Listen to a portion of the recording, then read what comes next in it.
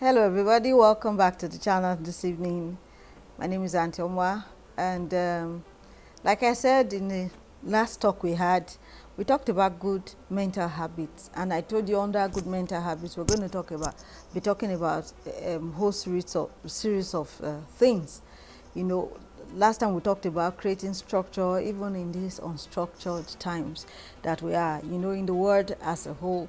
We're charting, a new territory. We've never gone down this path before, but somehow, I believe God has given us what it takes to survive even in times like this. So today I'm going to be talking about something, that kind of has been overflogged, especially where adults are concerned, even teenagers and all that. Because when I talk, mostly I love to talk with teenagers. So today I want to talk about the big picture. A big picture. For some of us, we're lucky enough to know exactly where we want to go with our lives. We already have a mental picture of the direction we want to go. I want to be a doctor, I want to be a lawyer, I want to be a scientist, I want to be a teacher, a nurse, a farmer, new job opportunities. I want to be a digital marketer, I want to be a YouTuber. Those are new platforms that are just sprouting up. So you already have a picture of where you want to go. So you have a mental picture of where you want to go. Now I'm just going to read something I wrote down concerning this, so it would chart our course for us this evening. The big picture allows you to place things/life in perspective, giving them the top place in your box. That way, it will enable you to see where the smaller puzzle pieces fit in your life. My pastor once said that a lot of times life do not come in a complete frame, that it comes in fragments. So it is your job to begin to bring these fragments together. Even if you have a picture of where you want to go, you don't have everything together. I want to be a doctor. I can't wake up today and decide I want to be a doctor and voila, I'm that. There's a process to that destination. Take for instance, I want to go to Lagos, right? I might decide I want to fly. I want to travel by road. If I decide I'm flying, which airline am I going with? If I decide I'm going by road, am I going by bus, luxurious bus, smaller buses? Am I going by car? So these are various ways, I can get to my destination. But even sometimes, even if I know my destination and I know how I want to get there, sometimes you're distracted. Take for instance, like I said, I'm traveling to Lagos. I've already made up my mind that I'm going to fly. And I'm going with one of these airlines, right? But somehow a friend comes and says, oh, I'm going in the same direction. Why are we flying? Why don't we just go by road? And maybe as we're going, he decides, I want to stop in Benin because I want to see somebody in Miniben. What has that done? It has taken me somewhat away from my path. Even if I have the mental picture of where I'm going, life happens along the way. Now, what the big picture helps you to do is it brings you back to perspective. It aligns you, it realigns you, brings you back to the path you have chosen for your life. Despite these distractions, these bumps or these fallouts, you are still able to come back because why? You have something to refer to. If I'm given a box of puzzles, right? And I'm supposed to put it together. Sometimes in that puzzle box, there's a picture of what that puzzle should look like. So when I begin to put these puzzles together, the pieces together, I would sometimes refer to the picture. So that if I put a piece that's not supposed to be in that place, what do I do? When I refer to the picture, what do? I take it out because that puzzle, that piece does not exactly fit that part. So I take it out. and I look for the appropriate piece of puzzle that should be there. And sometimes you might get confused as to what piece should come next, or what piece best fits that part of your life. That is where I will always tell you, you need help. Help can come in form of mentors. Mentors, like first mentors in your life are your parents. If you are fortunate to have parents who would give you the leeway, the help, the guidance you need, to go on that path. Your parents can be your first mentors. Then you have mentors like your teachers in school. You have mentors like your teachers in church. Your pastor, is a good mentor. At least I know my pastor is a good mentor.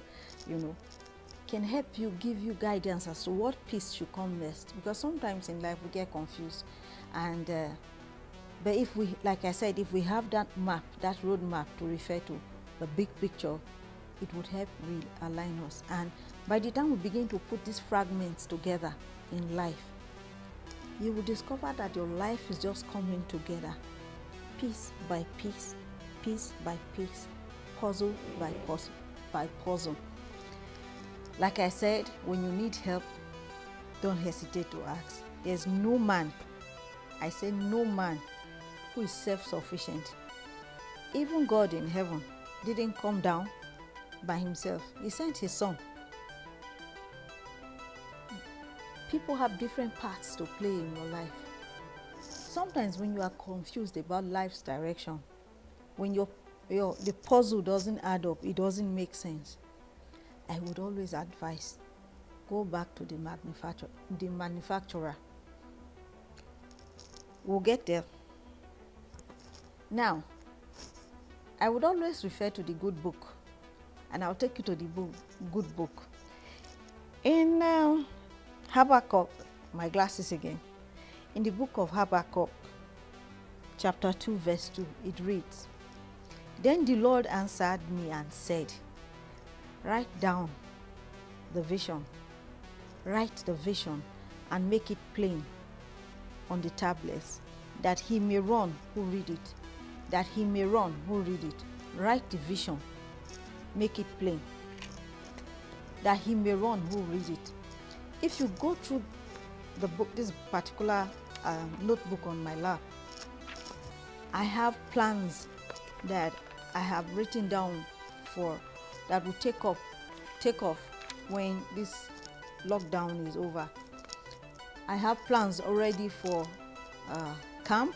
I have a summer camp every year for teenagers and children, and it's called Camp Rock / I Matter. I already, if you see here, you see Camp Rock I Matter. I already have it written down.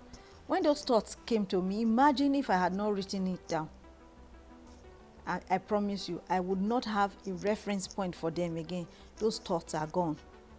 A friend of mine once said that the faintest pencil is better than the sharpest memory. You would always have something to refer back. Like I will always tell my kids, I say, go write down what you want to do. My son doesn't like writing particularly. He will grumble. He will come and explain to me verbally. I'll say, go back, write it down. I always give them notebooks to put their thoughts down in. So when you are looking at your big picture, always have it written down. Always have it written down. That way, like the Bible says, the good book says, that so you can refer to it. And what will it do? It will give you haste. In forming this big picture, or when you already have this big picture, there are some people, you must understand that your life's journey is different from mine. Even if they look similar, no two life journey is exactly the same. I want to be a doctor. You want to be a doctor. You might decide to be a brain surgeon. You are a doctor. You might decide to be a gynecologist. You are a doctor. So the fact that we are both doctors does not mean we are the same. There's still a difference. Even if both of us decide that we want to be both gynecologists, I might decide I want to go to this particular university and you are going to another one. No two life journeys is the same. So when you are putting down that vision, that big picture, when you are painting it, you can refer to other people, but there's something unique to you. There's something special about you. Just like no two fingerprints are the same. No two people are the same. So when you are working on your life journey, make sure it is your own. Hey, now this is the point I like to talk to parents. No, my father was a lawyer.